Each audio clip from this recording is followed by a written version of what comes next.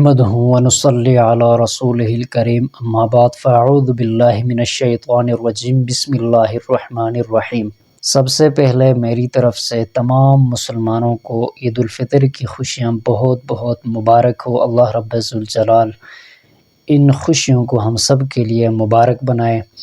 اس کے بعد آج کا ہمارا موضوع جو ہے عید کی نماز، چونکہ یہ ہر ایک مسلمان کے اوپر جو ہے واجب نماز ہے، 2 رکعت عید کی جو نماز ہے تو اسے پڑھنا جو ہے واجب ہے۔ تو اسی حوالے سے عید کی نماز کا جو طریقہ ہے یہ عام نمازوں سے تھوڑا سا ہٹ کر ہے، چونکہ اس میں 6 زائد تکبیریں بھی ہیں جو کہ واجب ہے۔ لہٰذا اس نماز میں جو ہے اکثر بندوں سے یہ غلطی ہوتی ہے کہ وہ اس میں کچھ تکبیریں بھی چھوڑ دیتے ہیں، یا پھر اس میں آگے پیچھے انسان سے غلطی ہو جاتی ہے کچھ۔ آج آپ کے سامنے انشاءاللہ تعالی عید کی نماز کا طریقہ آسان انداز میں آپ کو سمجھانے کی کوشش کریں گے۔ اللہ رب ذوالجلال حق بات کہنے کی اور ہم سب کو عمل کرنے کی توفیق عطا فرمائے۔ سب سے پہلے عید کی نماز کی جو نیت ہے وہ آپ نیت کریں گے کہ 2 رکعت واجب نماز، عید الفطر کی واجب نماز جو ہے اس کا میں ارادہ کرتا ہوں یا اس کی نیت کرتا ہوں 6 زائد تکبیروں کے ساتھ، یہ کہہ کر آپ نیت کریں گے۔ جب یہ نیت کریں گے تو امام صاحب جو ہے نماز شروع کریں گے 2 رکعت نماز۔ تو اس میں جب امام صاحب پہلی رکعت میں تکبیر کہیں گے، اللہ اکبر تکبیر کہہ کر ہاتھ باندھ لیں گے، تو آپ نے بھی پیچھے ہاتھ باندھ کر کھڑے ہونا ہے اور ثنا پڑھنا ہے، سبحانک اللہم و بحمدک و تبارک اسمک و تعالی جدک و لا الہ غیرک۔ اس کے بعد امام صاحب 3 زائد تکبیریں جو ہے جو واجب ہے تکبیریں کہیں گے۔ جب امام صاحب پہلی تکبیر، اس کے بعد آپ یہ دوسری تکبیر جب امام صاحب کہے گا تو اللہ اکبر کہہ کر ہاتھ چھوڑ دے گا، تو پیچھے مقتدی جو ہے وہ بھی ہاتھ چھوڑ دیں گے۔ پھر اس کے بعد تیسری تکبیر اللہ اکبر کہہ کر ہاتھ چھوڑ دیں گے۔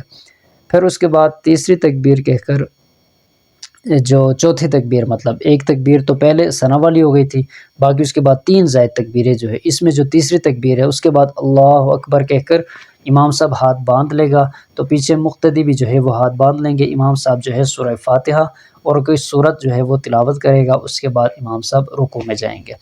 تو رکوع اور اس کے بعد سجدہ جو عام نمازوں کی طرح جو ہے 2 سجدے کر کے امام صاحب کھڑے ہوں گے۔ کھڑے ہونے کے فوراً بعد امام صاحب جو ہے سورہ فاتحہ شروع کریں گے اور اس کے بعد کوئی سورت پڑھ لیں گے۔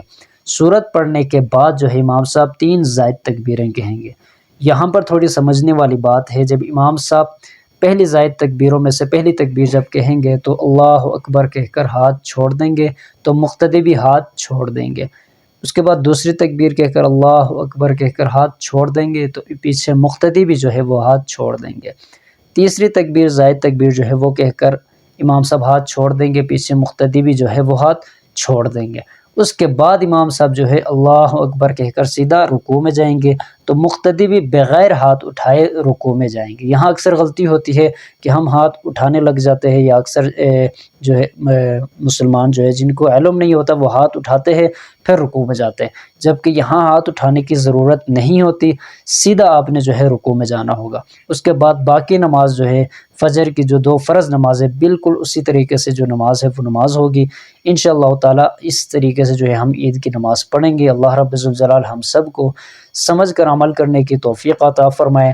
آخری گزارش، عید کی نماز کے بعد انشاءاللہ تعالی اللہ رب ذوالجلال ضرور دعائیں قبول فرماتے ہیں، اور اللہ حدیث کا مفہوم بھی ہے کہ اس نماز کے بعد اللہ رب ذوالجلال جو ہے تمام مسلمانوں کی مغفرت فرما دیتے ہیں اور دعاؤں کو قبول فرماتے ہیں۔ تو فلسطینیوں کے لیے تمام مسلمان جو ہے دل سے دعا کرے کہ اللہ رب ذوالجلال انہیں صبر عطا فرمائے، انہیں غلبہ عطا فرمائے، اسرائیل کو برباد فرمائے، برباد کرے، نیست و نابود کرے۔